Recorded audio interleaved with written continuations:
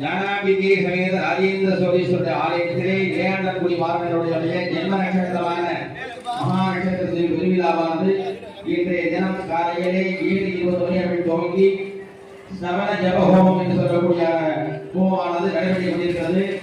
இன்னும் சில மணிகளில் பூர்ணாகுதி நடைபெற்று முதலில்